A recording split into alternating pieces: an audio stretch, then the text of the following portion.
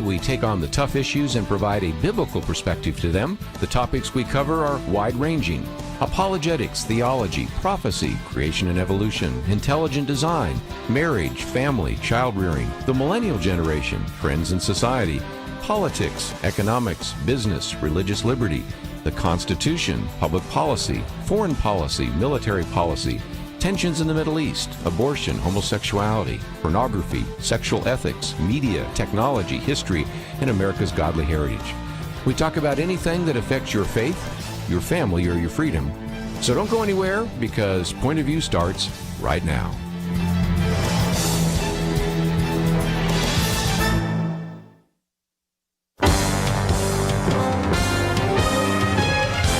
Across America, live. This is Point of View.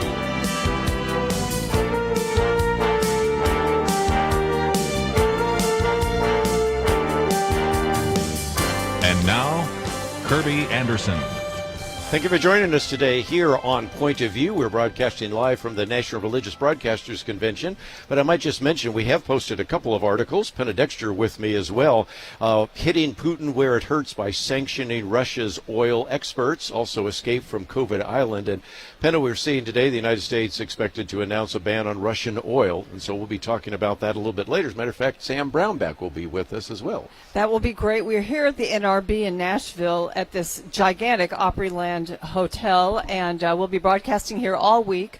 Putin, yes, we've got to hit him where it hurts. That's what a lot of people are saying and have been encouraging by sanctioning Russia's oil exports, and I think that's going to happen now. Well, again, we are going to be talking with lots of guests that will be coming across all the way through. We'll be talking about some of the issues in the news, but I didn't want to waste any more time because I have sitting next to me Eric Metaxas, who has been on the program with us many times before. And again, we have his new book, is Atheism Dead. It's a Salem book, and it is just chock full of great information. And Eric Metaxas, it is always great to have you on Point of View. It is always great to be had on Point of View. Just seeing the two of you, I'm not, just saying this, it just cheers me up. Wonderful to be with you. Best-selling author as well as a fellow talk show host. You know the kind of work that goes into producing a live show from a hotel here. Actually, we're in the convention center. Yes. But Penna, one of the things I appreciate about this book is he takes us through some scientific issues like the fine-tuning of the universe. He takes us through some archaeology, takes us through some of the questions from the so-called new atheists. But it is really easy to understand, isn't it? It's beautifully written, and you look at it, Eric, it could be a bit intimidating because it's got a lot of pages and a lot of chapters. But this is really a book that helps us understand how so much has happened. There's so much evidence out there for God that you could really say the title of your book is Atheism Dead. Well, it's funny. The reason the title of the book is Atheism Dead is because many people remember in 1966 the famous Time magazine cover article that asked, is God dead? And the thesis of this book is that if you weren't already a Christian in 1966, you could swallow this idea that science is pushing faith out. The more we discover from science, the less reason we have to believe in God. And that was kind of the cognoscenti, the elites believed this idea, and they thought it's time to let middle America know about it, so we'll throw it into the middle of their living rooms on this cover of Time magazine, is God dead? The thesis of this book is that, very ironically, and to me, comically, this is God's outrageous sense of humor, since about 1966, the evidence from science for God has been piling up and up and up and up and up. It has been pointing toward the existence of God, not away from the existence of God, and it has been doing so steadily, so that we now find ourselves in a situation where the evidence from science for God is utterly overwhelming, I would say incontrovertible, I would say open and shut. It's like, what is the evidence that the earth is not flat? Are there still people talking about that? Not really. There's nothing to say. We've already decided. We figured it out. The earth is not flat. That's how I feel about what science has done with God. But then the big news, the real headline is, why do so few people know about this? Even people in the church have, to some extent, internalized this false paradigm this false dichotomy between faith and science. And I'm here to say, ladies and gentlemen, while you've been sleeping, the evidence has come in, the votes have come in. It is a landslide. The evidence for God from science is mind-blowing. The only real shock is that most of us simply haven't heard about it. And then the question is why, and that's another conversation. But I said I need to put the basics, especially of some of the new information that's come in the last 50 years, need to put the basics in a book. And then I want to write about biblical archaeology because it's the same deal where the evidence from biblical archaeology is piled up over the decades more and more and more and more until you think, wait a second, is there any question that the Bible is history? Why do people pretend like, well, who's to say? I mean, the evidence is crazy. And then the last part of the book I never really could bear to read the stuff written by the New Atheists. I found it painful. But because I picked the title as Atheism Dead, I thought, well, I guess I need to deal with the title of the concept of atheism. So I looked into some of what Dawkins and Hitchens wrote. And honestly, to my shock, I discovered it to be intellectually extremely shallow, genuinely dishonest, sloppy. I was astounded that it was so bad that the argument that there is no God, there's really no rational argument. So it's a lot of sophistry, a lot of smoke and sparks. And I said, people of faith, or people who are maybe even on the border about faith, they need to know the basics. And I said, I'm going to put the basics in a book, and I think it's just like a headline. You want to tell the world, hey, folks, we have figured it out. There's really not much of a question. If you want to talk about, you've got questions about the Bible, or you've got questions about, we can talk about a lot of stuff, but the fundamental question, is atheism intellectually possible? I would flatly say no. And if you want to be an agnostic, that's fine. But if you want to say I'm an atheist, that's a little bit like saying I'm a flat earther. It's hard for me to take you seriously. You know, you talk about the atheists and the new atheists, and you also mentioned the old atheists. Yeah. The ones who actually, most of them, before they died, became believers. Well, this is the other headline. I mean, there's so many headlines in this book that it's a little embarrassing to me, because I thought, how is it possible that I live in a world where people don't know that science overwhelmingly points to God? How is it possible that most people don't know this and this and this and this? But then when I got to what you just mentioned, I couldn't believe it. I said to myself, you mean to tell me that two of the most famous, outspoken, brilliant atheists of the 20th century, Jean-Paul Sartre and Albert Camus, that these two men, independent of each other, came to faith in the God of the Bible? How is it possible that we live in a world that is so secular that that information effectively doesn't exist? And I thought, I must be getting something wrong. And I really dug into it, and I thought, no, it's just that somehow no one has publicized this, no one has pushed, there's reasons for all this, but the basic reason is we live in a secular culture, and, whether it's regarding COVID or the election, or in other words, you start realizing that we used to believe what we were told, and the more, as the decades pass, the more we say, well, you know what, I have to do my own, I have to do a little bit more looking into this stuff, because the culture is telling me there is no God, the evidence for God is weak, and when I do a little looking into it, I think, that's not even close to true. So it's for me, writing the book was a little bit bizarre, but I'm thrilled to get it out there.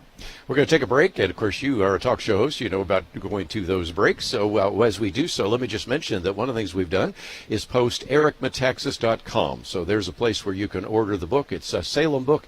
You can probably find it in your local bookstore, but there's information there. Of course, you can follow him along as well. We're going to take a break, and when we come back, we'll continue our conversation with Eric Metaxas. And at the bottom of the hour, we'll have Dr. Erwin Lutzer with us as we broadcast live from the National Religious Broadcasters Convention. It's just a great opportunity to meet who's who of individuals, many of whom have been on the program, but broadcasting live, and we'll be back right after this.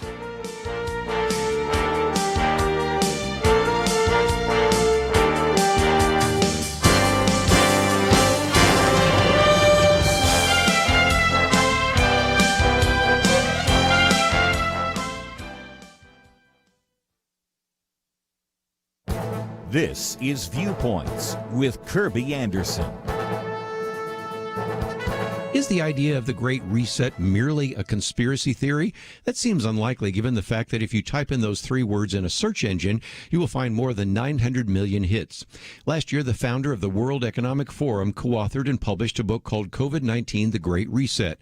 The authors see the current situation in the world as a means of dealing with the weaknesses of capitalism supposedly exposed during the pandemic. But to understand the history of the Great Reset, you need to go back to 2010 when urban studies scholar Richard Florida wrote a book with that title. He argued that the 2008 economic crash was the latest in a series of great resets that included the Great Depression of the 1930s. A few years later, the book and its ideas became the basis for wanting to push the reset button on world economies. Today, it is probably fair to say that the phrase the Great Reset means different things to different people. Environmental groups want to reset how we use resources and focus on sustainability. Business leaders want banks and corporations to use an ESG index, environmental, social, and governance index.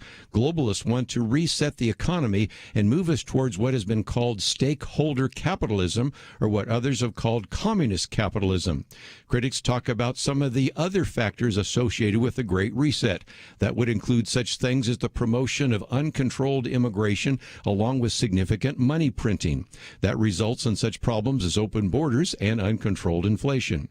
The phrase, the Great Reset, may mean different things to different people, and as you can see, some of the ideas associated with it are bad for our country and for us. I'm Kerby Anderson, and that's my point of view. For a free copy of Kerby's booklet, A Biblical View on Inflation, go to viewpoints.info/inflation. That's viewpoints.info/inflation.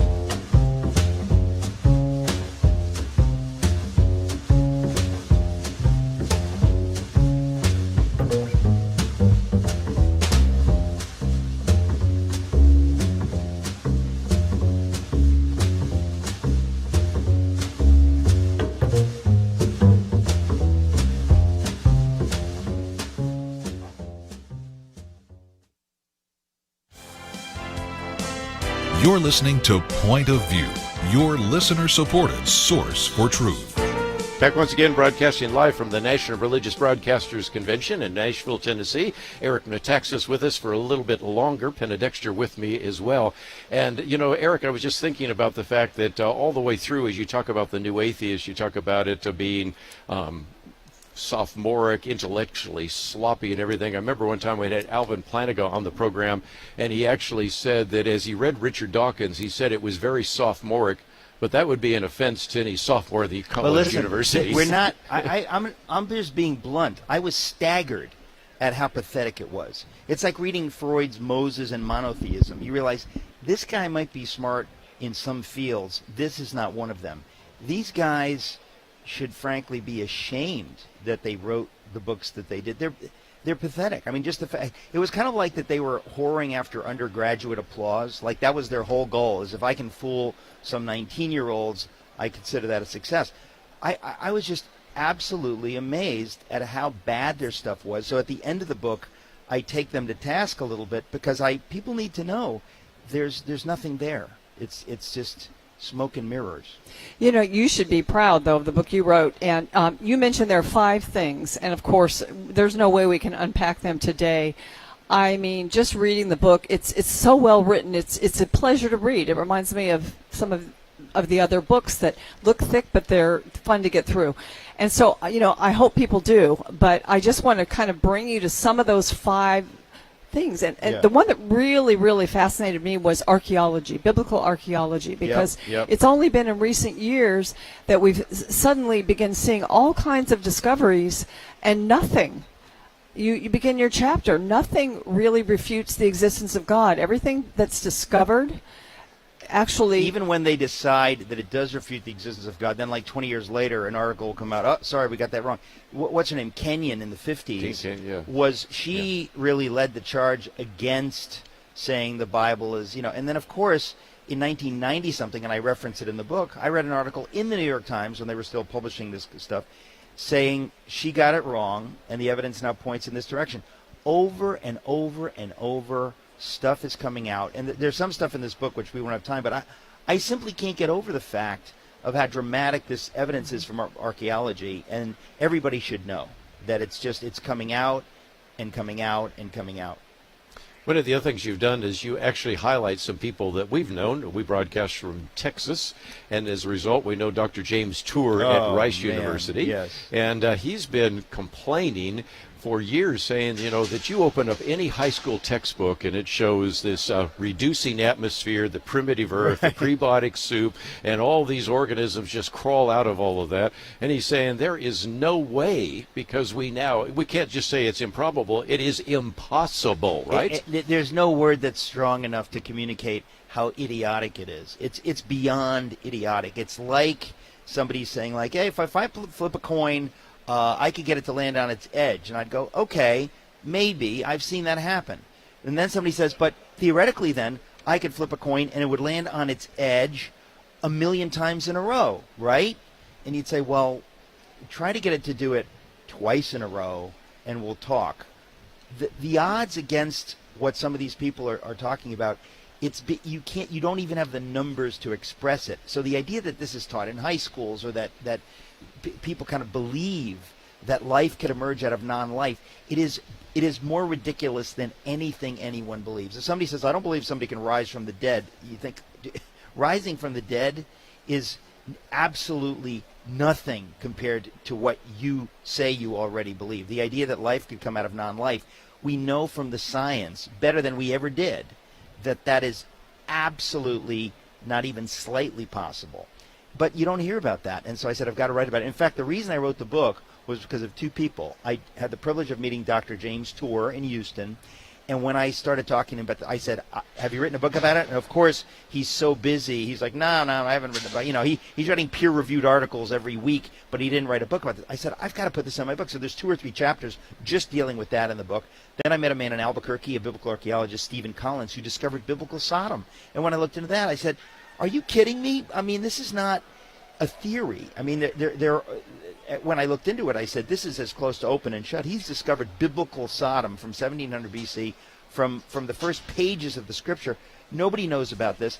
These 2 things alone, I said, I have to write a book just to get this information out there. So if one from science, one from archaeology, and that really led to me writing the whole book. Well, they tried to say, the left, that science disproves God, but this book just takes us through all the evidence that science actually leads us to God. You were going to try to title your Wall Street Journal article that back a few years ago. And again, Penna, you have to realize that it goes way beyond anything we could say here. In other words, if somebody says science is at odds with faith, I would say to them, not only is that not true, not only is that a lie, not only does science point to God, but even far beyond that, it is Christian faith that gave us modern science.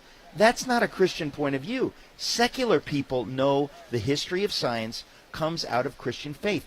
You've got to deal with that. And we're living in a world where most people don't even know that. So that's why I put it in the book. I said people need to know that science itself comes out of Christian faith. All of the earliest scientists were devout Christians. And I don't mean a couple way back. I mean all of them. And it's so astonishing that we live in this, again, we've swallowed this false narrative.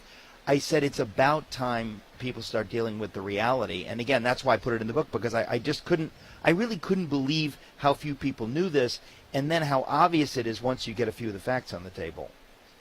Well, Time magazine said, is God dead? We don't have something like Time magazine anymore with the cloud of that. Right. To say, no, God is not dead. That's why that narrative took over, and it's hard to undo it. It's kind of like a lie runs around the earth 4 times before the truth laces its shoes, to chase it. But it's up to every believer in particular to know that this isn't like, hey, there's some good evidence. The evidence is piled up to a level where anyone saying I'm an atheist, I always want to politely correct them and say, I don't think you believe that. You may be an agnostic, but look at a half of this and you're going to have a completely different view. We need to, those of us who believe, our faith needs to be dramatically emboldened by these realities. We shouldn't say, well, I believe, my family believes. It's like saying I believe in math or I believe 1 + 1 = 2. You don't believe it, you know it. We need to know these things because these are facts. This is not a perspective. There are things you can argue about, but these are not those. One of the things that you do in the book is you have some pictures, and one of them is you and Stephen Meyer, and he has a book that just came out, The Return of the God Hypothesis. And as much as we like the book, it is almost impenetrable because you have to be pretty scientifically literate, I should say. We put together a little booklet called God and Science that tried to help you understand that. It's kind of the Cliff's Notes version. But I think your book is one that I could hand to just about anybody, whether they have a science background or not, whether they know anything about archaeology or not. And that's who the Lord made me to be. I'm a popularizer. I take these things and I try to put them into the form that almost anyone who reads books can appreciate it. I mean, look, I was just trying to read a book recently about the Greek Revolution, and after about 40 pages, I had to put it down. Why? Not because it wasn't full of truth, but it was like taking a machete through the jungle. After I made a mile of progress, I was like, I'm done. I'm going back to the camp. I can't do it anymore. This is agony reading this. So every book is not equal, and I think different books aim for different audiences. I wrote this book for a popular audience because I feel like everybody who reads needs to know. There's great news out there. You haven't heard it. It's not in the New York Times, but you should know this. It will encourage you, I think, profoundly. And I think we need encouragement, let's face it. And again, we have a link to your website, ericmetaxas.com. So first of all, they can follow you on the various interviews that you do and the broadcast, your various books. But is Atheism Dead? And Penna, this is just an outstanding book, isn't it? And very readable. It is. I couldn't read the whole book before this interview, but this is one book I'm going to just take and go through and read and enjoy. I mean, you tell stories in this book that are fascinating, and we'll learn a lot, and I do recommend that folks get a hold of it. Well, hope you're having a good convention. Well, first of all, let me say congratulations to you on 50 years doing what you're doing. I cannot get over it. It doesn't make sense that it's 50 years, but I just love you both. Thank you for doing what you do. Again, started in 1972 by Marlon Maddox, and we have been doing this for some time. So finishing off with Eric Metaxas, there's Pat Boone over there. We're going to have Dr. Erwin Lutzer with us in just a minute. So just a who's who of people walking around. And if you would like to join us today, go to the website, pointofview.net. You'll find all the information we're talking about today on Point of View, and you'll have a kind of a lineup of all the guests that we'll be talking about over these next 90 minutes. But we need to take a break. We'll pass the microphone from Eric to Dr. Lutzer. We'll be back right after this.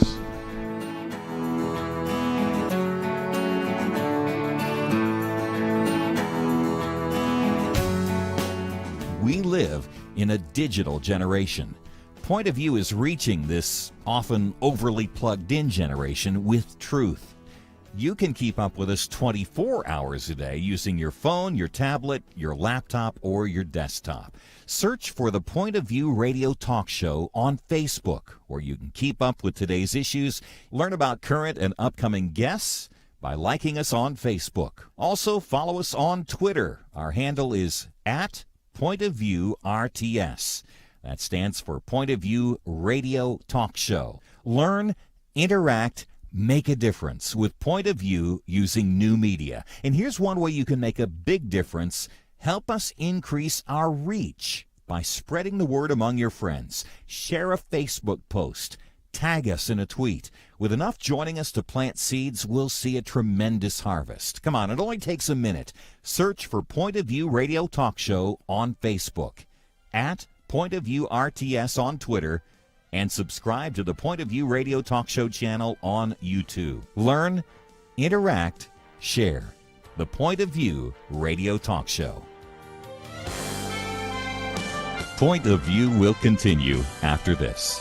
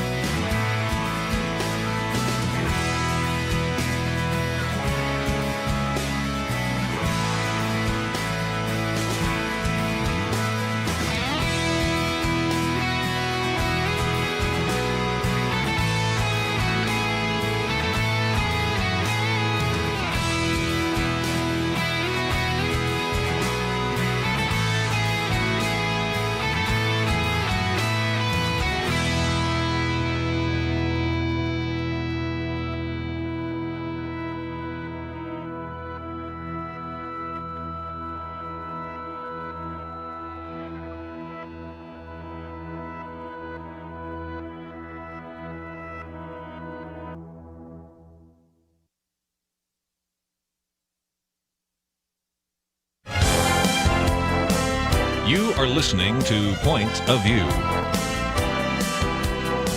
The opinions expressed on Point of View do not necessarily reflect the views of the management or staff of this station. And now, here again is Kerby Anderson. Back once again, broadcasting from the National Religious Broadcasters Convention in Nashville, Tennessee. Just had a chance to talk with our good friend Eric Metaxas. Now we're going to be talking with Dr. Erwin Lutzer, pastor emeritus of Moody Church, served there as senior pastor for 36 years. And Penna, you know, I have an entire bookshelf just of Erwin Lutzer books over these years, which we've done interviews on, many others which I've purchased. And we're going to be talking to him about his book, We Will Not Be Silenced, which we have done an interview before, but because he's here, we wanted to talk about it again because I think that now in the 2 years since he's written the book, it's more relevant than ever before. Dr. Lutzer, it was published in 2020, and I know you've got another book coming out soon. And, you know, really, I think events have accelerated over these last 2 years since you wrote that book, because there is this cancel culture, this attempt to silence the church, to silence the truth, and we've got to push back against it. So I'm glad you're here to talk about that. Well, you know, this is very critical because it has to do with freedom of religion. It has to do with freedom of speech. The question that we have to answer, Penna and Kerby, is whether or not America is becoming Sovietized. You know, we think, for example, of what's happening in the Soviet Union because of the war, the censorship. And what we're finding today, what happens in those kinds of countries is this. It is not enough for you to simply be good at your job unless you buy into the entire worldview of the country. And it is loud enthusiasm for the Soviet system that gives you a job.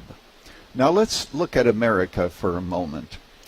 You know, it used to be that if you were good at seminary, at chemistry, let's say, and you had a PhD in chemistry, it used to be that you'd be able to get a job anywhere as long as you were good at that. Now you can't unless you sign up for the LGBTQ agenda. You'll be asked about whether or not you accept various pronouns. And all of that now becomes a hiring process for many, many people and businesses. So that's one thing that is happening, and that's why, you know, I wrote the book entitled We Will Not Be Silenced, Standing Against, or rather I should say, courageously confronting our culture's assault on Christianity. And we need to be aware of that. We also need to make sure that as Christians we have a perspective whereby we're willing to take flack, we're willing to suffer for Christ, and to consider it a badge of honor. But yeah, you know, if I might humbly say, and I don't know if this is appropriate or not, but I preached a sermon in which I made one phrase, and that sermon was censored by one of our media platforms. I won't tell you which, but you know, and all that I did is I said 3 words that I was not supposed to say. It had to do regarding wearing masks and so forth. I was actually, very interestingly, arguing for masks, but the 3 words were misunderstood. And it comes back, you are censored because of medical misinformation. I mean, Kerby, where does this end?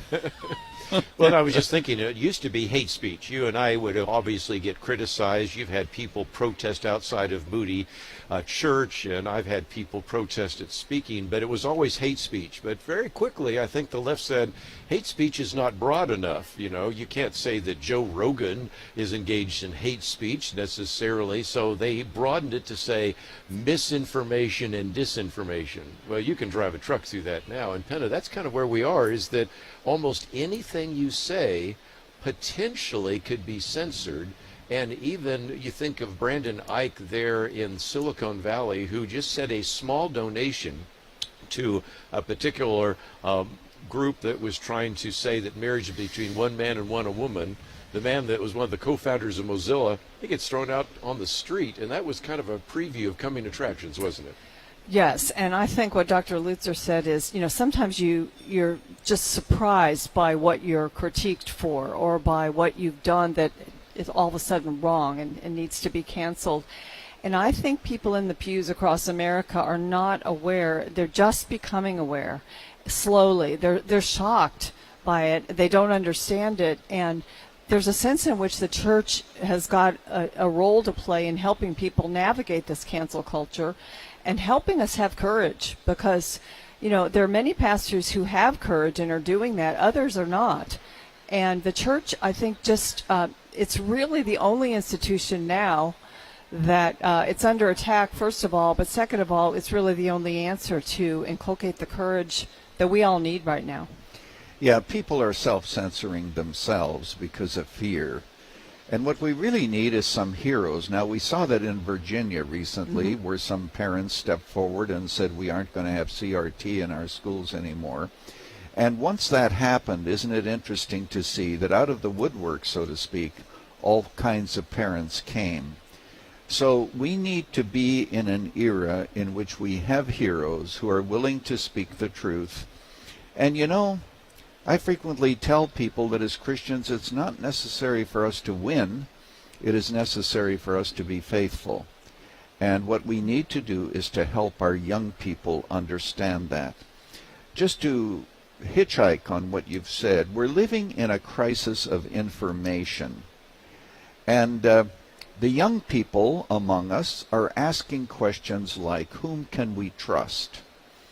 And one of the things that they are doing is they are confusing information and ideas with truth. And they forget the fact that there are many ideas out there that are not truthful ideas. And so what we need to help is, boy, it isn't just our task speaking the truth, but we have to help other people discern the truth so that they can have assurance that what they're saying is credible. Certainly when it comes to the Bible, we finally hear a voice from God. But these are critical times. There are also times, Kerby, isn't it true, where you and I, who've been around a while, I've been around longer than you, one of the good things about old age, Kerby, is it doesn't last very long, all right? So I always knew I would get old, but I always thought it would take longer. But the point is this, that we are in an age that we could have never predicted. Because before the digital age, we had a lot more freedom. Now we're discovering that as in the Soviet Union, you have big tech, which is the media, controlling what people are allowed to say and making decisions, what is acceptable and what isn't. So that's where we are. But the challenge for the church is this. Will we consider tolerance to be more important than truth? Are we going to speak with compassion but still speak the truth, and then we live with the consequences, and we say to ourselves, we can't control the consequences, but we can control where we stand with a sense of courage? And it does seem to me that two words that we use so often on Point of View, Penna, are discernment, which we just talked about, and courage. But that discernment one is very key, because you have a whole chapter on propaganda in the book. And we recognize that even with these last 2 years, there were times when I think all of us around the Point of View table said, I'm not sure who to believe, and had to really dig a lot more. So we've gone from a time, when we started Point of View, Marlon Maddox started in 1972, he did that because he wanted to try to provide an alternative view that you weren't hearing. If Walter Cronkite said it, that was it. There was no alternative view. And then we got to the point where then all of a sudden we had lots of views. We went from not just hearing the standard view, but we heard a cacophony of voices. And in some respects, that's going to be the real challenge for the 21st century, because now you can go out on the internet right now. In fact, we have a link to your website so people can follow you, to Pastor Lutzer, and ask you questions and things like that. But in addition to some really good websites, there are a lot of dark back alleys on the internet, aren't there? There really are, and since you referred to my chapter on propaganda in the book We Will Not Be Silenced, I have to remind our listeners that the purpose of propaganda is to so shape people's view of reality that even when confronted with a mountain of evidence, they will not change their minds. So the question is, how do we take evil and make it look good, and how do we take good and make it look evil? That's the task of propaganda. And not to, again, become too controversial, but even following the science, there are many different ways that we can follow the science, and sometimes science has been wrong. But the most important thing for people is to recognize how propaganda works. And I point out, like Hitler, when he starved children, he called it putting them on a low-calorie diet. Killing the Jews was cleansing the land. So what you do is you use slogans which sound right, and then under that slogan you do evil. We'll take a break and continue our broadcast from the National Religious Broadcasters Convention right after this.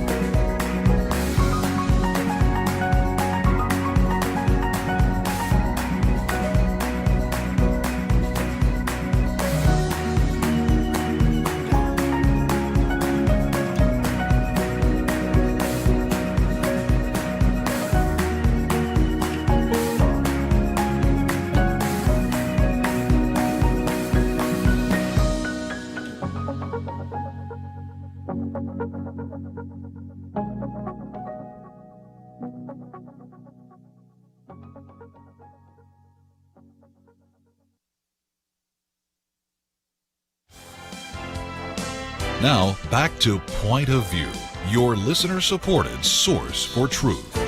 Back once again, broadcasting from the National Religious Broadcasters Convention in Nashville. Penna Dexter with me. And for a few more minutes, we're going to be talking with Dr. Erwin Lutzer. And, one of the things, Penna, I love about the book is he says that not only does the media, in a sense, reflect the culture, it directs the culture. And it brings me back to what the church should do. The church should not just be a thermometer measuring the culture. It should be a thermostat setting the culture. And there's a sense in which we need to actually recapture some of those ideas, don't we? I think so. And it used to be, Dr. Lutzer, that we in the conservative Christian movement felt that if we got enough people saved, that America would be okay. And first of all, we're not getting as many people. The church is just shrinking. But also, that is not really the truth. There is so much to be done, so much really hard spade work to be done in teaching people the truth and helping them to understand it, because, as you mentioned, there's all this propaganda out there that is trying to change people's mind, and it's really doing that. It's teaching us that our country was built on racism, that biological gender is not the same as your gender is. Truthfully, it's what you want it to be. It's sort of the religion of the self, isn't it? Oh my, it certainly is. And by the way, C.S. Lewis said that all idols end up disappointing you. So when you have your idol as the self, you are ultimately going to be disappointed. But to your point, Penna, obviously I think that we would all agree that the most prominent thing for the church is to preach the gospel. But having said that, what we have to do is to help believers who come to Christ understand that they have to stand against the culture and cannot submit to it. I'm very distressed about the fact that there are many evangelical churches that are becoming, to use an overworked word, woke. In other words, and they're doing it under the banner of love. And one of the things I point out in my book, that love can be very evil. When Adam and Eve fell in the garden, they didn't stop loving. They just started to love the wrong things. Lovers of pleasure, lovers of God, lovers of self. So to hold the truth in love has always been a challenge for the church, but that's exactly where we need to go.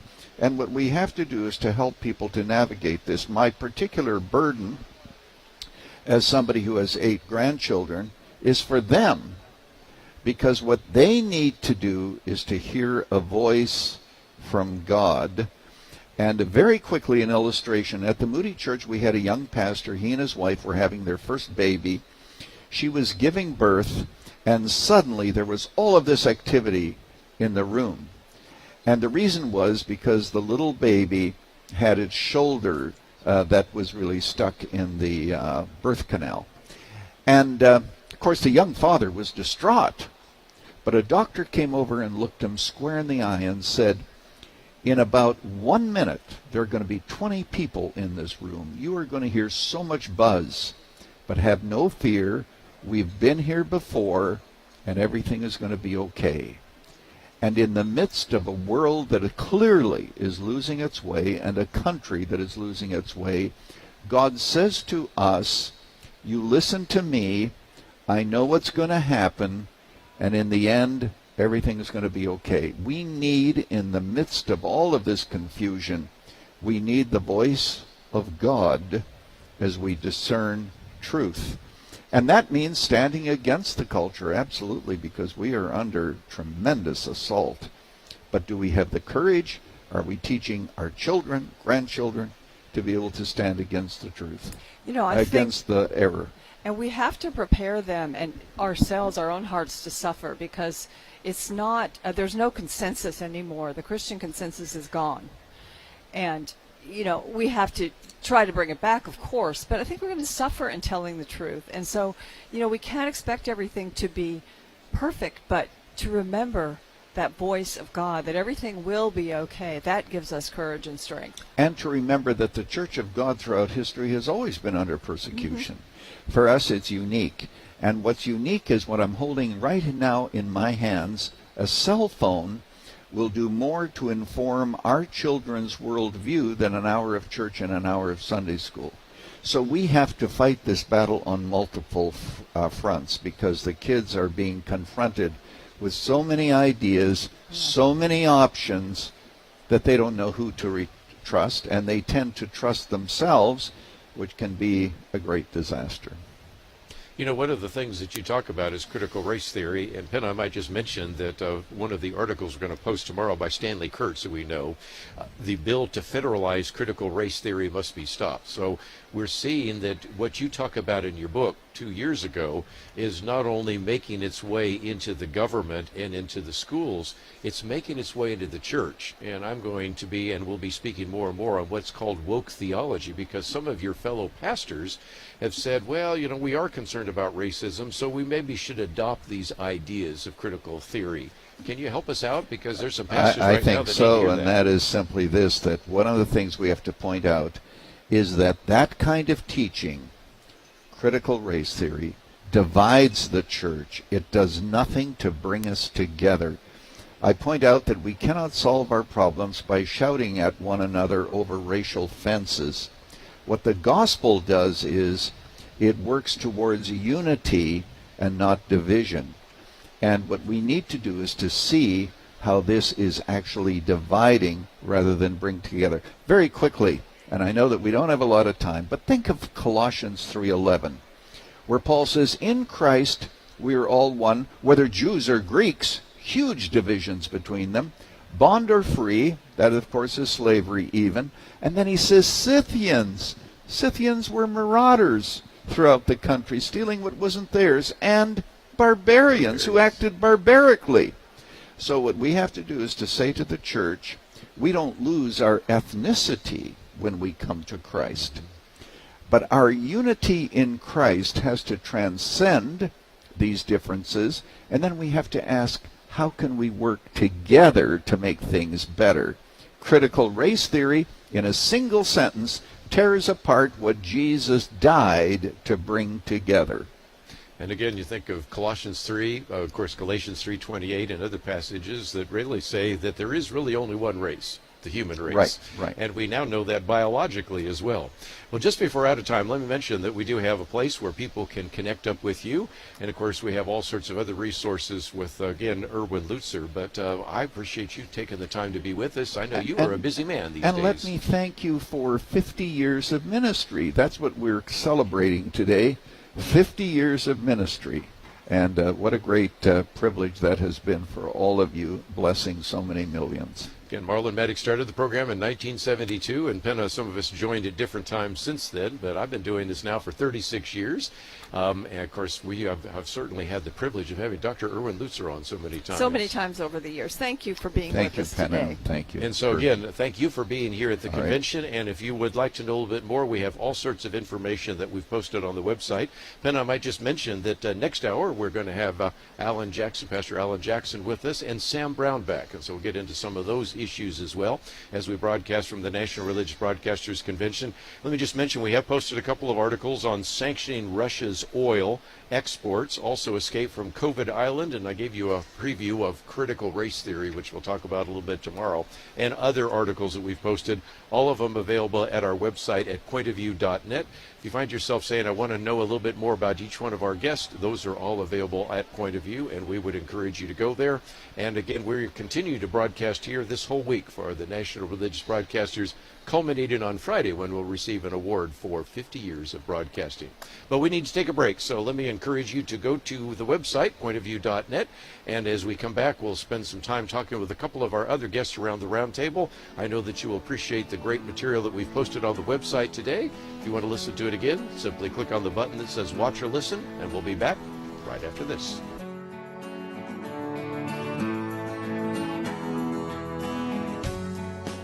Supreme Court Justice Clarence Thomas recently said, "The Declaration of Independence has weathered every storm for 245 years. It birthed a great nation. It abolished the sin of slavery, and it endeavored to address its effects.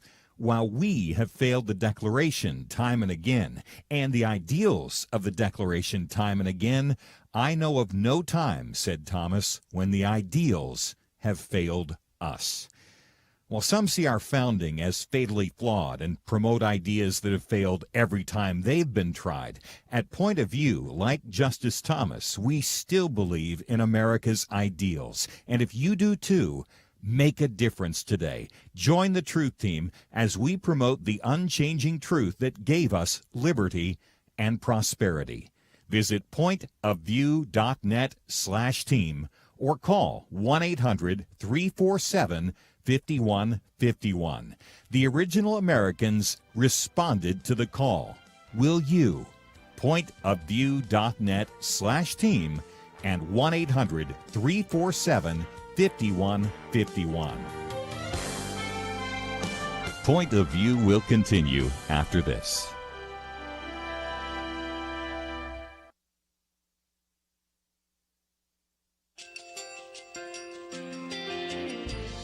I just want to thank you so much for all the wonderful programming you have. You're just absolutely fantastic. I recently started listening to Point of View, and I really found it interesting because of the different subjects you cover. Thank you for that. I really appreciate everything that you do in keeping us informed. Thank you, Kerby, for everything that you have been doing. I appreciate all the work that you're doing, advocating for the Word of God. Thank you so much.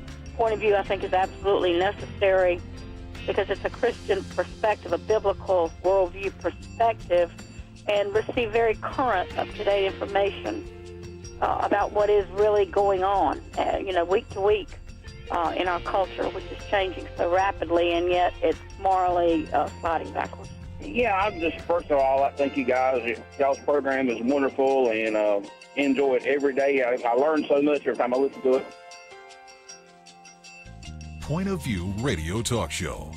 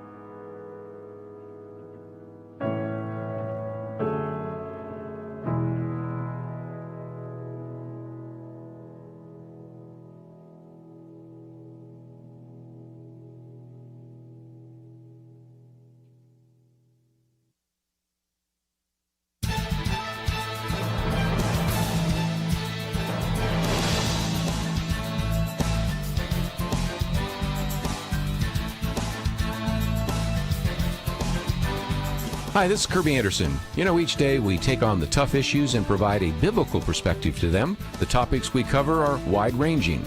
Apologetics, theology, prophecy, creation and evolution, intelligent design, marriage, family, child-rearing, the millennial generation, trends in society, politics, economics, business, religious liberty, the Constitution, public policy, foreign policy, military policy, tensions in the Middle East, abortion, homosexuality, pornography, sexual ethics, media, technology, history, and America's godly heritage. We talk about anything that affects your faith, your family, or your freedom. So don't go anywhere, because Point of View continues right now.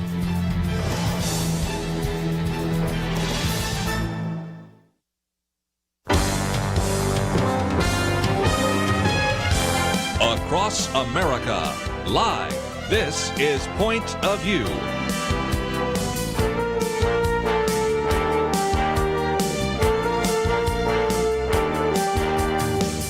And now, Kerby Anderson. Thank you for joining me. It is the live broadcast from the National Religious Broadcasters Convention in Nashville, Tennessee. This hour we're going to get into a couple of more interviews. Penna Dexter with me, and we're going to have a chance to spend some time now with an individual that we've been hearing about, and that is Pastor Allen Jackson, who is an individual who, first of all, was at the World Outreach Church, has been the senior pastor since 1989, graduate of Oral Roberts University, Gordon Conwell Seminary, as well as Vanderbilt University and Hebrew University of Jerusalem. And we also have a link to Allen Jackson Ministries, which is on our website, and we'll be talking about that with him, as well as some of the great resources. So, Penna, this is going to be a great opportunity to introduce him to many of our listeners. It is great to have you, Pastor Jackson, and I'm seeing 15,000 members in your church, and yet you still call it a little country church. Tell us about how it started. Well, the church really began, my father was a veterinarian, and they had a Bible study in their home for a dozen years, and the church grew out of that. So yeah, I guess in my imagination, I still think of it in terms of that handful of people that would come to our home every week, and my brothers and I would do the child care. And so today's just kind of an extension of what happened those many years ago. Well, you were headed on a different career path. You weren't planning on being a pastor, were you? No, that was not my first. My dad went back to vet school when I was 2, so I very well remember him spending late nights studying, and the insect collections he would bring home as a part of his entomology classes. And so I announced very early that my intention was to go to medical school. And I pursued that plan all the way up through just about completed my undergraduate work. Wow. And the Lord and I had been having a debate about that. I kept hearing myself say that Christianity was the most important thing in my life, but I was building my whole life plan so that I could be independent of God. I knew the income I wanted to make and the place I wanted in the community. And I got to the point I couldn't reconcile what I was saying and what I was doing. And so God and I had kind of a little tug of war, and I finally said I'd go into the ministry. I grew up in the Methodist church, so ministers to me wore long black robes and vestments, and I couldn't do that. And I wasn't that was wrong. I just knew that people, and you like to laugh. Yeah, I was not going to fit in that mold. No, that's right. And so I didn't have an imagination of what serving the Lord would look like. So through a whole series of events, God managed to reprogram that, and I've been a part of the World Outreach story now for almost 4 decades, which is hard to believe. I was 3 when I began, so if you do the math on all of that, you can figure it out. Let me just real quickly mention that your wife Kathy's here as well, and I know it always takes a team to build a church. Absolutely. And while we're talking about family, one thing I did want to talk about is I've always been fascinated by the story of your mom and her medical miracle. Could you share that with us real quick? I certainly can. I mentioned we grew up in the Methodist church, and we went to church every Sunday, but we weren't Christians. You can come to the church I serve and not be a Christian. Sitting in a church doesn't make you a Christian any more than going to the gym makes you an Olympic athlete. And my mother, when my youngest brother was born, she was diagnosed with cancer, and the doctor said she had 6 months to live. This was the mid-'60s, and the treatments were radically different. And she'd had a C-section, and they wanted to do radical surgery 2 days later, and my father said, no, I wouldn't do that to an old cow. To which my mother responded, I'm no cow. And the next week they flew to Mayo Clinic, where they were scheduled for a radical. And on the way there, she said a prayer that if there was a God, she might know the truth before she died, so she could tell her sons whatever that truth was, to be Baptist or Catholic or Jewish. She thought she could leave us that as an inheritance. And they got to Mayo, and they spent 3 days doing a complete workup through all the departments. Doctor came in a room late one night and said, Ms. Jackson, we don't have an explanation, but you're one of those fortunate people. We can't find the cancer that's in all the film. Go home and raise your babies. And we moved. My dad was graduating from the University of Missouri vet school. We moved to Miami. He went to work on the thoroughbred tracks. He was an equine practitioner. And my mom was washing dishes in the kitchen one day, and she said she heard a voice come through the ceiling that said, "You asked to know the truth before you died." And it said, "I'm the way, the truth, and the life." And she went and found her Bible and had to look it up. She didn't know where it was. And so they accepted the Lord a few days later. Their Sunday school teacher was an airline pilot, and he was born again. And the temperature in our home changed so much. I mean, it dramatically. A few weeks later, I walked in the kitchen and said, "What's happened to you all?" And I knelt in the kitchen floor at 4811 Jackson Street in Hollywood, Florida, and I became a Christian. I got baptized in the Atlantic Ocean in Fort Lauderdale. So my spiritual formation didn't take place inside a church, but my entrance into the kingdom of God began with this expression of the power of God for a family who were pagans. We didn't deserve it. We didn't check any of the boxes, but God in his mercy intervened on our behalf. And that's really the message that's at the heart of our church today. God can. God can change a life. God can redirect your path. He can intervene. Doesn't mean he answers every prayer we pray or everybody gets healed. I've done funerals for dear friends who left early, in my opinion. But I believe God can do. God is a miracle-working God. And the church definitely needs a presentation of a God who's bigger than we are.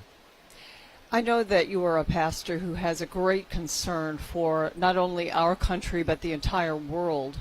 And things are changing so rapidly and so fast. And for the most part, not in a good way. And the church has a role to play. Of course, we're preaching the gospel. We're sharing the reality and the truth of Jesus Christ. But you've had a sermon series recently called "Is the Gospel Enough?" And, why is a sermon like that needed right now? Well, I listen a lot to Christians, both around in the community around me and beyond. And it seems like to me we're looking for other expressions of power, whether they're political power or whether it's ideological power. We think that being woke is more powerful than the gospel of Jesus Christ or whatever the idea of the day is. And it seems to me that the message that the church holds out to the world is that the transformation we need comes from the inside out. And that begins with the redemptive work of Jesus of Nazareth. And that message is essential to us. It has transcended the Roman Empire and a dozen other empires between here and there. And it will bring victory to our lives. And while we have cowered in the face of a virus and been confused by messaging from the CDC and the WHO, I think we've got to go back to the Gospels and hear what Jesus has to say to us. That the world desperately needs that message. I don't think the spirits that have been unleashed in our world are going to yield. I read a book by Dr. Peck about evil, and he said that the only thing evil will yield to is a power greater than itself. And the church has a message that the world desperately needs, and we've apologized for our faith too long. Again, we recognize that in 2 Corinthians 5:17, we become new creatures. And if you change individual hearts, you change individual families, change individual communities, change individual communities, you change a nation, change Absolutely. the nation, change the world. Absolutely. And it seems to me that so many of these pastors right now that are flirting with wokeism, I'm thinking, look at all the great social movements in America. Abolition movement, temperance movement, suffrage movement, even civil rights movement, every one of them, they weren't based on Marxism. They were based upon the gospel. And so, again, you're talking about some really important issues that we address so often. Might just mention, if you go to allenjackson.com, God Bless America Again are some transcripts that are there, and it's Allen Jackson, 2 L's and an E, in case people don't know how to spell Allen, but we have it all on our website at pointofview.net. But, Penna, when we come back, we have a couple other things to talk about with Pastor Allen Jackson, and if you'd like to know more about him, we have all that information on our website, World Outreach Church. We have that information. We, of course, have information about him, as well as a couple of articles we've posted here today. And then a little bit later, we're going to be talking with our friend, former Ambassador Sam Brownback. So we have a lot to cover here today, right here in the National Religious Broadcasters Convention, and celebrating 50 years. Marlon Maddox started it in 1972, and we still are broadcasting today in 2022 right here in Nashville at the Gaylord Opryland, and we'll be back right after these important messages.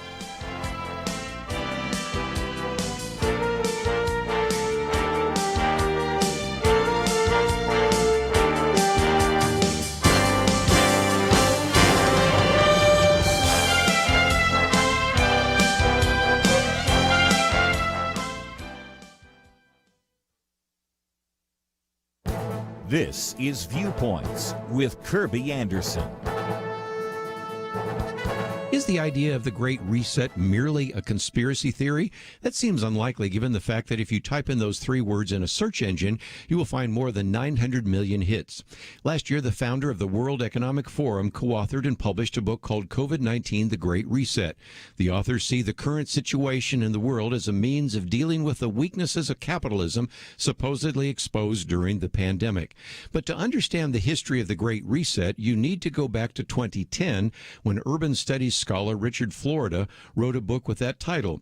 He argued that the 2008 economic crash was the latest in a series of great resets that included the Great Depression of the 1930s. A few years later, the book and its ideas became the basis for wanting to push the reset button on world economies. Today, it is probably fair to say that the phrase the Great Reset means different things to different people. Environmental groups want to reset how we use resources and focus on sustainability. Business leaders want banks and corporations to use an ESG index, environmental, social, and governance index. Globalists want to reset the economy and move us towards what has been called stakeholder capitalism, or what others have called communist capitalism. Critics talk about some of the other factors associated with the Great Reset. That would include such things as the promotion of uncontrolled immigration along with significant money printing. That results in such problems as open borders and uncontrolled inflation. The phrase, the Great Reset, may mean different things to different people, and as you can see, some of the ideas associated with it are bad for our country and for us. I'm Kerby Anderson, and that's my point of view.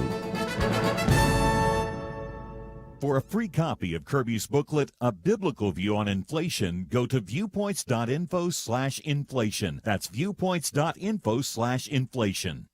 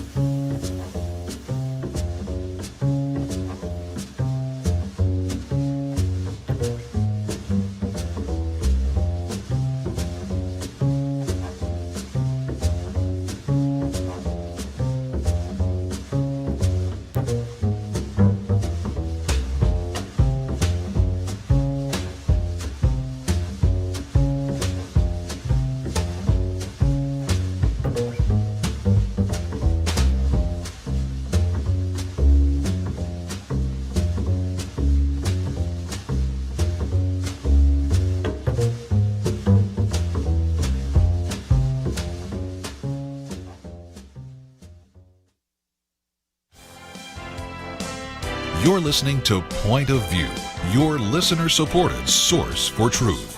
Back once again, broadcasting from the National Religious Broadcasters Convention in Nashville. Penedexter with me as well. Allen Jackson around the table, senior pastor of World Outreach Church, just in Murfreesboro, but right in the Nashville area. And I think we might talk a little bit about his church, because that is fascinating. Well, we are here in Nashville, and it's not too far away that actually you started your church. It still emanates from there, but it's called World Outreach Church. So talk about the outreach part of that.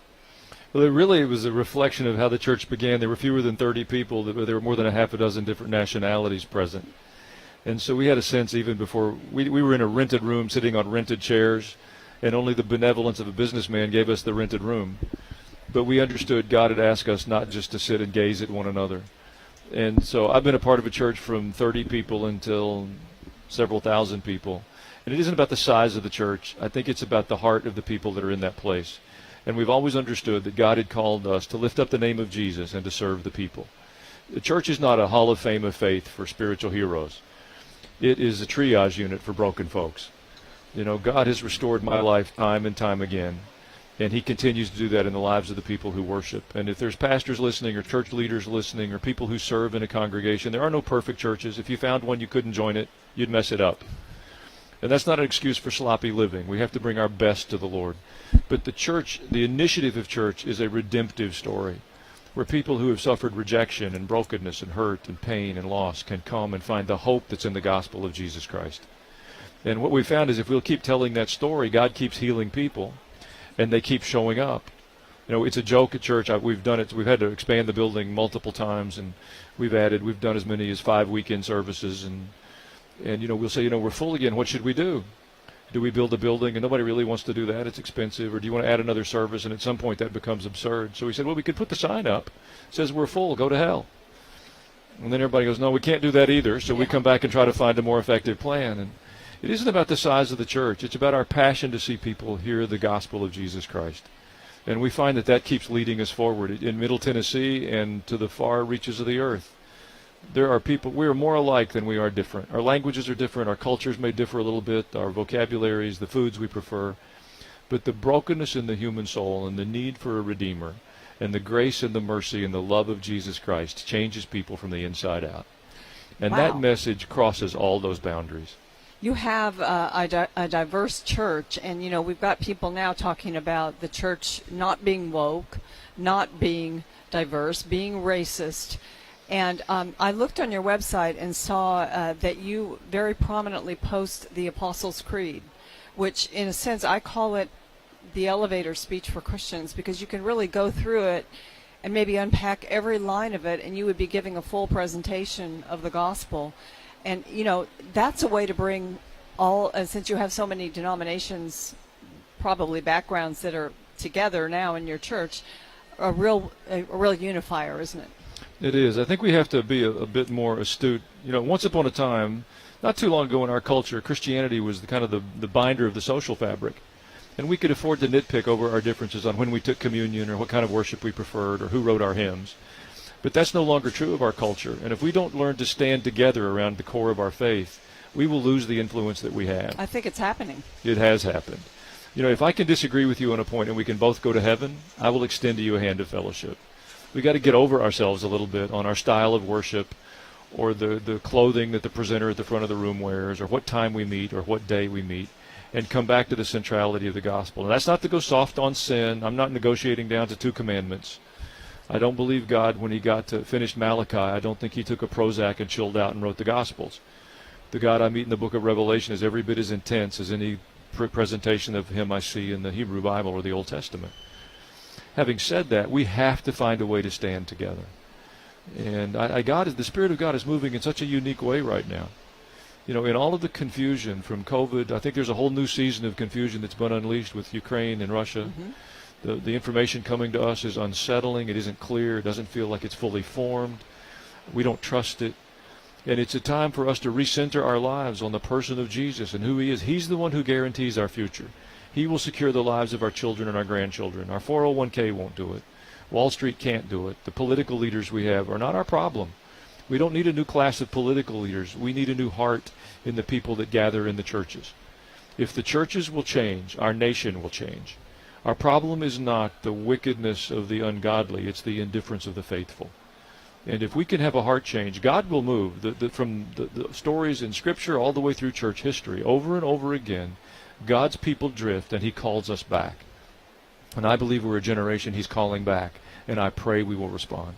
You've talked about broken people, and you have preached on and even written about anxiety. And it does seem to me that we have a whole generation with higher levels of anxiety, higher levels of depression, higher levels of suicidal ideation. And that seems to me an opportunity for the church, don't you think? Absolutely it is. And the good news is Jesus in the Sermon on the Mount said to us multiple times, don't worry. So if he told us not to do something, it's possible to unload that burden. We don't have to carry huge burdens of anxiety and worry and fear and frustration. I think the challenge is we've spent so much time coaching ourselves that our self is at the center of the world, that I need to be happy, I need to be content, I need to be fulfilled. And when those things seem threatened, we start to get anxious. The gospel calls us to a different life orientation. Jesus said that if you're going to be my disciple, you have to take up your cross daily and follow me.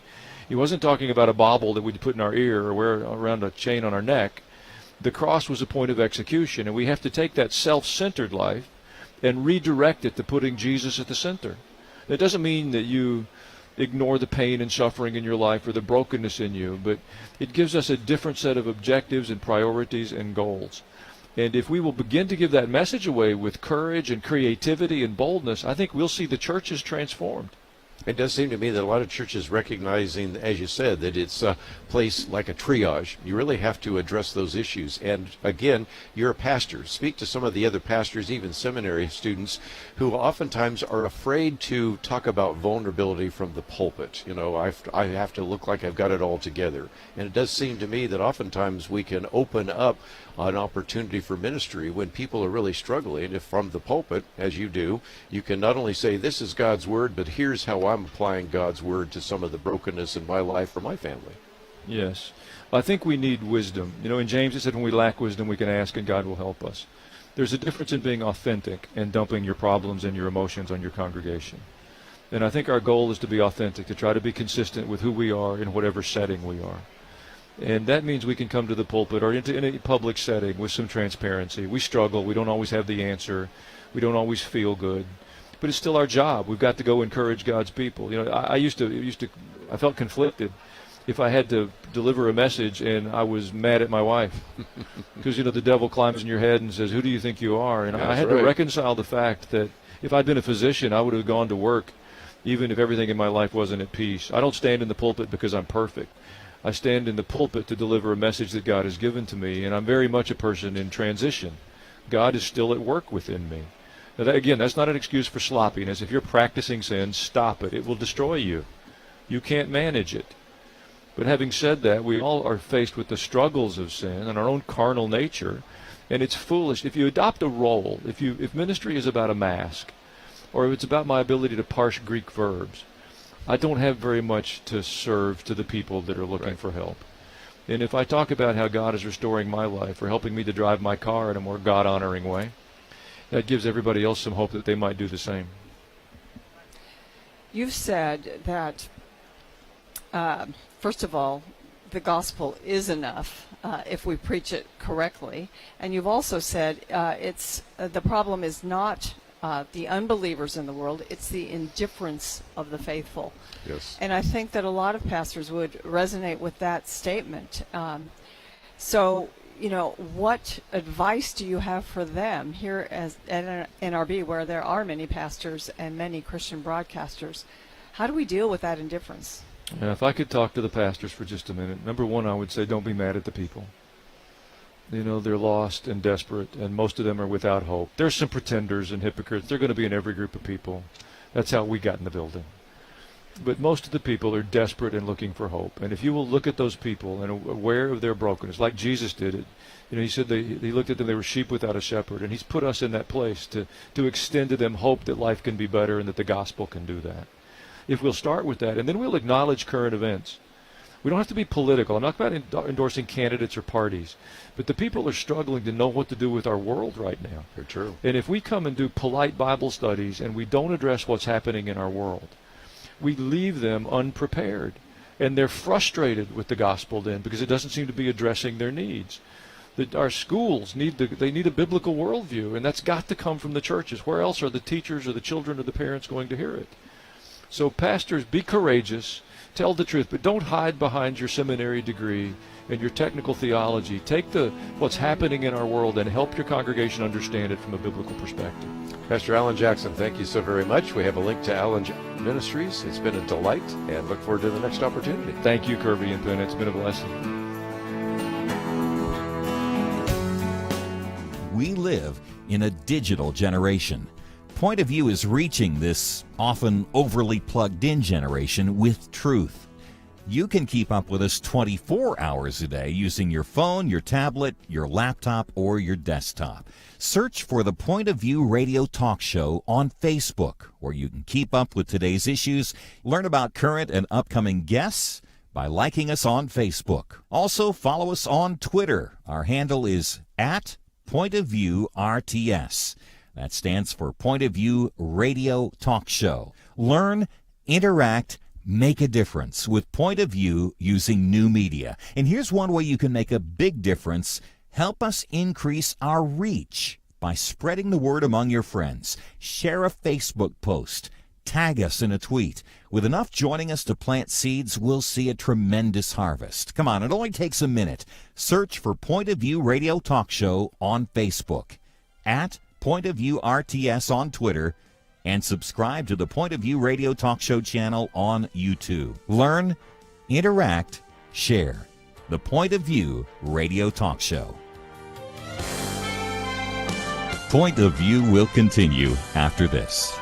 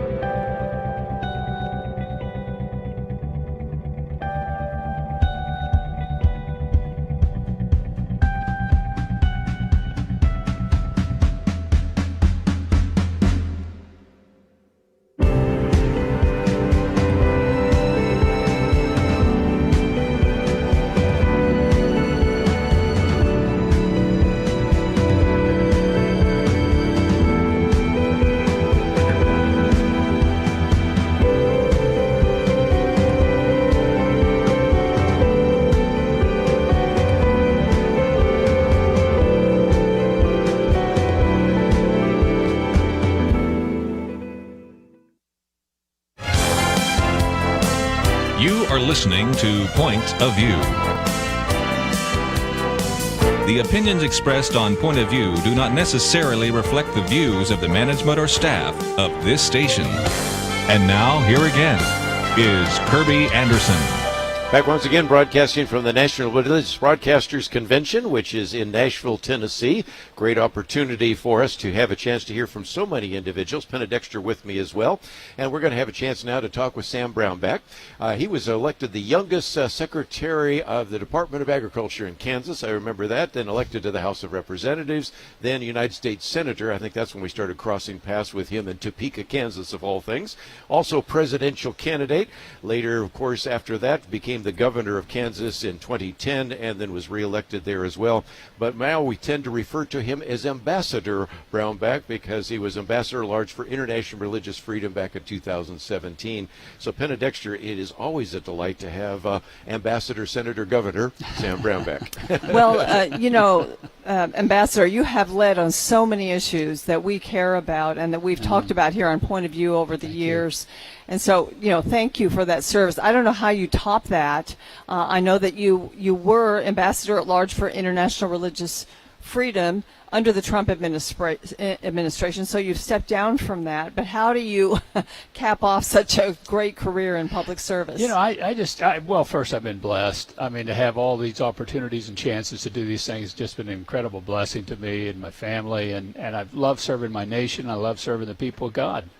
And so I just keep working, just keep trying to do things. We're starting a national committee for religious freedom now to fight for religious freedom here. I co-chair a International Religious Freedom Summit this summer, June 28th to 30th in D.C. to get together the religious freedom movement from around the world, working on a book on China's war on faith, because I think they're really the precursor for what you're going to see a lot of religious persecution look like. It's going to be high tech. It's going to be really integrated into all the technology, and just really trying to sound the alarm to people. Say, push back, stand up, don't fall into this. And then I get to be a grandfather and a husband to a wonderful wife, Mary. So it's great. I'm blessed. Well, you've been working on religious liberty around the world, and now you're going to focus on the U.S. And it's interesting because even maybe a decade ago, people would say, oh, it's terrible the way they're persecuted over there in whatever country, and I'm so glad it's not happening here. But that's changing rapidly, isn't it? It is an unfortunate thing. And, you've got it. It's in the amendment. It's at the First Amendment, the free exercise clause. You have a right to freely exercise your faith in this country, period, end of story, full stop. And yet, I had just this week, I was on a program with some people where they were working in Pennsylvania, in one case, to sever parental rights of parents that weren't affirming of their minor child's decision to do a sex change. Gender, and they were going to sever parental rights over this kind of issue. I mean, what? Wait a minute. When does the parent come involved and engaged in this? And I just think we've really got to start looking and working at this, and on a state and local level, getting people involved in their school boards on what's being taught, getting people involved in their health care decisions and systems. We're modeling it after the National Right to Life Committee. Its work to stand up for life on an individual state-by-state basis, and it's time we fight. Any ground you lose in the United States on religious freedom is magnified overseas. Because as everybody watches here, what you're doing here, and if it starts getting crowded in on here, then they think, oh, well, we can do that here, and particularly your authoritarian regimes and other places, they really want to limit this right. So you're going to be, or maybe you already are, in every state? That's the plan. We're not there now. We just announced the overall committee in January, and it's all faiths.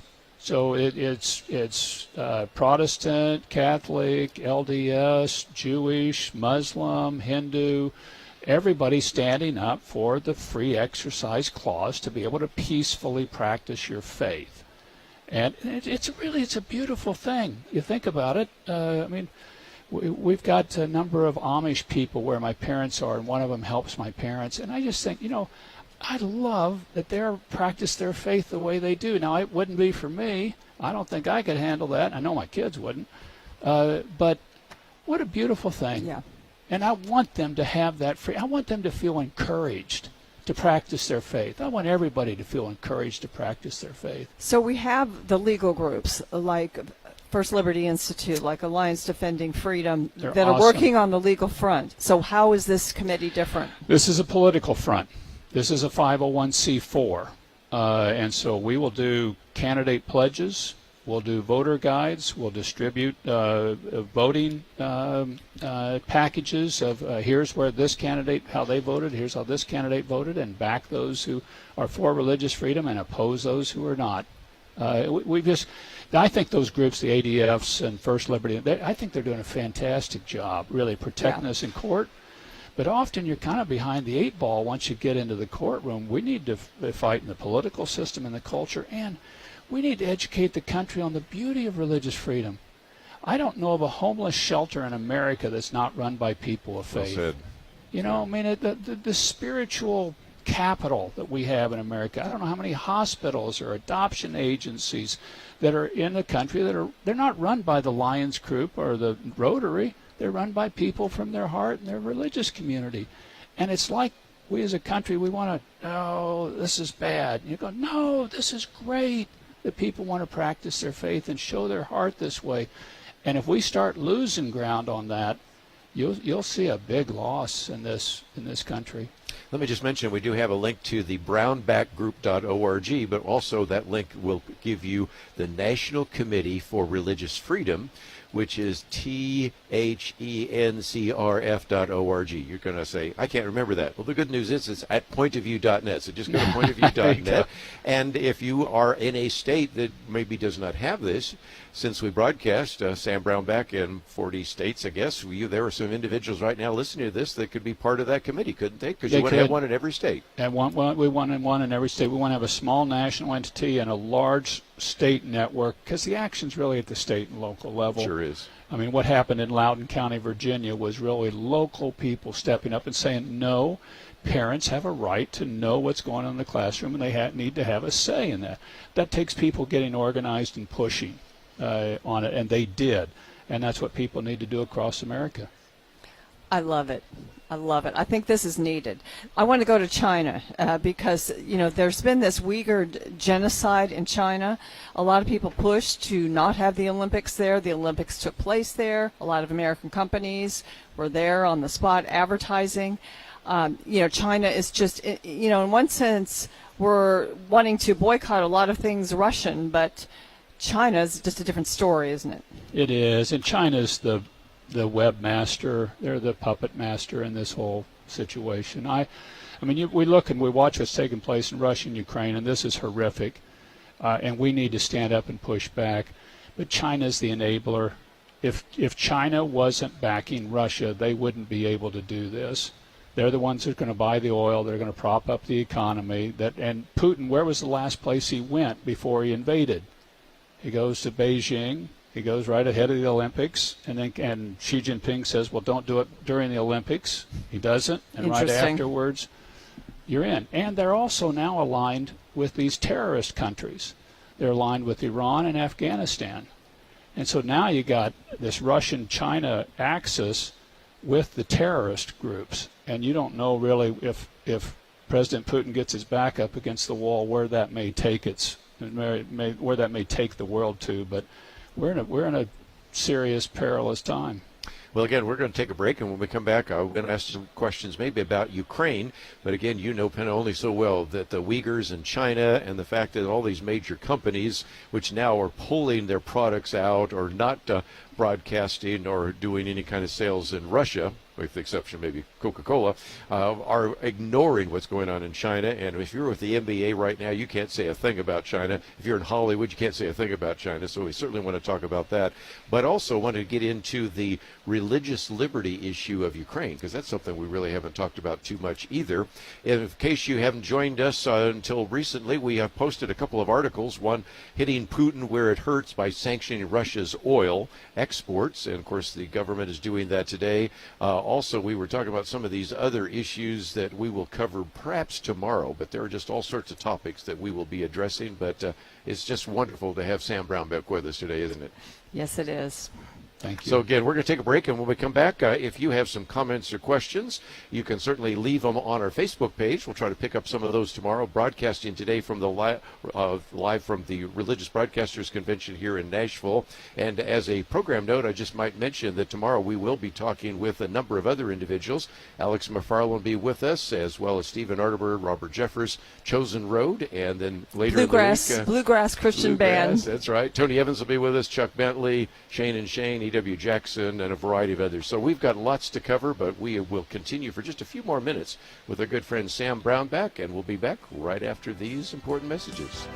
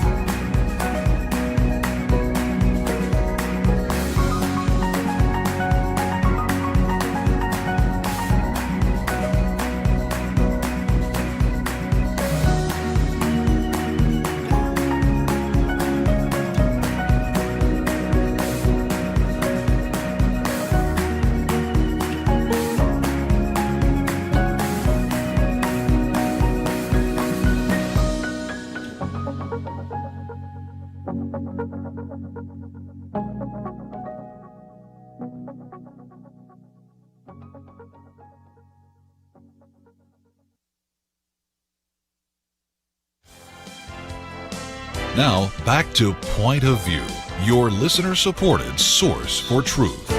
Back for a few more minutes, broadcasting today from the National Religious Broadcasters Convention in Nashville, Tennessee. And we still have, of course, Penna Dexter here, as well as, of course, Ambassador Sam Brownback. Let me encourage you to find out a little bit more about this National Committee for Religious Freedom. It's a non-profit, non-partisan organization really dedicated to protecting the rights of religious expression, and they want to have a presence in all 50 states since we broadcast in so many of those. Maybe you can join up or maybe even get a chapter started in your your community. And Penna, we were just talking about this off air because the headquarters will be in Washington, D.C., but at the same time, the real strength, and we know this from our listeners over broadcasting 50 years, is in the grassroots, isn't it? Yes, it is. And, you know, we have on Fridays Kelly Shackelford from First Liberty Institute, and some of the other attorneys are on. So we have really informed our listeners about the legal issues of religious liberty. But I have often thought that, you know, it's the grassroots. Now the grassroots needs to be involved also on a legislative level. So I'm so glad that you've had this vision and that you're taking it, you know, down to really the grassroots. That's where we'll win the fight. Is this grassroots, and this is an organization for people to organize at the grassroots. We'll put a backbone together, but it'll be people really attaching into that and then fighting on what issues are going on in Kansas or California or Texas or wherever the case might be, and on their local level, fighting for school board members that would support religious freedom in their school system and against those that wouldn't. I mean, we've got to take it to that granular level, and we will win it there. Because the people support free expression. The people who support the First Amendment. It's when you get up here that higher the people saying, well, I want to force you to be compliant with my way. Like there was a Catholic adoption agency in Pennsylvania, a big case, where they said, well, we want you to place people with same-sex couples. And they said, we will find you 5 agencies that will do that, but we will not. We'll happily refer you to other people, but it's just against our faith and our principles, and they get sued and to try to throw them out of the system. Now they win the case, but we've always found ways in the past to accommodate people. You know, let's just kind of halfway work together on this, and this is my belief. It may not be yours, but let's peacefully work this out, and that's really what we've got to stand up and fight for, the right to be accommodated in a peaceful religious freedom expression. You know, I think as far as the church and Christians goes, people want to be loving. They want to be tolerant, even to people that perhaps have a different sexual orientation or struggling perhaps with, you know, being transgender or, you know, wondering about all of that. And but, you know, the left doesn't let us coexist. They won't tolerate the biblical truth anymore. So I think it is, you know, I think it's good, but it's going to be a struggle. And I think, you know, the overwhelming numbers of people are on our side, but I think a lot of them aren't active. So they need to be activated. Not active. And we always, and I've been involved in many of these really tough kind of cultural issues. It's always got to be done in love. We have to do it in love. But you also need to stand and say, you know, look, this is just what I believe, and I believe in your dignity to believe whatever you want to do and be, as long as you're peaceful about it too. But I have that right as well, and people do. And they also need to remember, this was one of the real geniuses of the forming of America was religious freedom. You came over here and you had the Quakers in Pennsylvania, and you had the Baptists in the South, and you had the Church of England, other places. And then you're going to try to form a country out of these when they came out of Europe that had state-run churches. And how are you going to do that? Well, they came up with this great idea of religious freedom, no state church, and no limitation on your free expression of your own faith. And we're going to guarantee that. And that was really a glue that held the place together. And it's really a glue that can hold us together now with all of these issues swirling around. Just before we go, though, I think there's one of the things we like to do at Point of View is talk about some issues that aren't covered well. And right now we're hearing a lot about Ukraine, but there's a religious liberty relationship to this issue of Ukraine, isn't there? There is. The Ukrainians wanted to split off from the Russian Orthodox Church. The Russian Orthodox Church was the church over most of Ukraine, and they wanted to have a Ukrainian Orthodox Church. Just like there was a Greek Orthodox Church and a Romanian Orthodox Church, and we want a Ukrainian Orthodox Church. The Russian Orthodox Church did not want that to happen. President Putin did not want that to happen, but it was granted what's called autocephaly by the Greek Orthodox Church leader is the first among equals in orthodoxy. That really irritated the Russian Orthodox Church and President Putin, because it was another piece of Ukraine becoming a separate people in a separate country, and they didn't want that. They said, you're not separate. You're Russians. you're part of Russia. And they're going, no, we're Ukrainians. And that has matured to this point. The Ukrainians wanted to be a part of Europe. They wanted a democratic country. The Russians have got this autocratic system going. But the split between the Ukrainian and the Russian Orthodox Church, I think, really is a major piece of this. It's a part of the story that isn't really covered. And while we look at this whole idea of religious liberty, we are fortunate in this country to have a First Amendment, although you only have it as long as you can keep it. But as you have talked about religious liberty in other countries, they don't have that religious foundation. So how do we make the case if we are wanting to encourage believers in other countries, which right now sometimes are facing persecution? Is there a way to actually export our view of religious liberty to other countries? We're trying. We've got this summit on international religious freedom, June 28th to 30th, and we bring people in from all over the world trying to fire up and really put forward a grassroots movement for religious freedom in all countries everywhere. And really encourage that movement.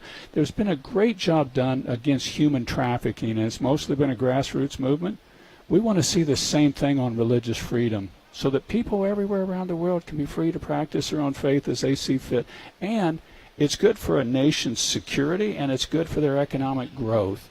You're now seeing a number of Muslim countries start to inch more towards this, saying, if we're going to grow in the future, you can't demand that everybody be a Sunni Muslim. You got to be open and protective of people. And so I think we've got a real chance to expand this. We're going to have to get by China. They really want to hold any reference to God down. Yes. Penn, aren't you glad we have a Sam Brownback? I'm glad we have a Sam Brownback. I'm glad that you've gone from being in our government now to caring and being concerned and encouraging religious freedom all over the world, and now coming back to the U.S. and getting this whole committee going. I just wish you all the best. Thank you. Appreciate you both. Well, appreciate you, and I know in about an hour you're going to be in front of a panel right here at the National Religious Broadcasters. So thank you for coming by and chatting with us as well. And Penna, don't forget, this is the 50th anniversary celebration. Marlon Maddox started this program in 1972, and so all through the week we'll be talking to individuals. Tomorrow, Alex McFarland will be with us. We'll talk about evangelism and apologetics. Steve Arterburn has a new book out. We'll talk about that. Robert Jeffress, of course, is here. You'll be chatting with The Chosen Road, and those will be some conversations later in the week. We have Chuck Bentley of Crown Financial, Tony Evans, Jack Countryman. Then on Friday, Shane and Shane, E.W. Jackson. I think we've got Mike a few Ferris, others. I think. Yeah, Mike Ferris has come in, a few others. So we've got all sorts of people coming in, and it has been just a great first day at the National Religious Broadcasters, but we'll be broadcasting all week. If you find yourself saying, okay, I would like to know more about what Sam Brownback is talking about, you can go to pointofview.net, or I suppose you could just use a search and use National Committee for Religious Freedom, and I just want to see if after this interview, maybe we can raise up a few people in a few states to actually join with him on religious liberty. Because you're right, sometimes when we get to the courtroom, we're fighting an uphill battle. Maybe we need to win that battle on the front end. So anyway, I want to thank everybody for being a part of this. Here, of course, we've had Warren and Steve back in the broadcast booth. We have Andrew and Ivy, and we'll continue bringing this broadcast and look forward to seeing you tomorrow right here on Point of View.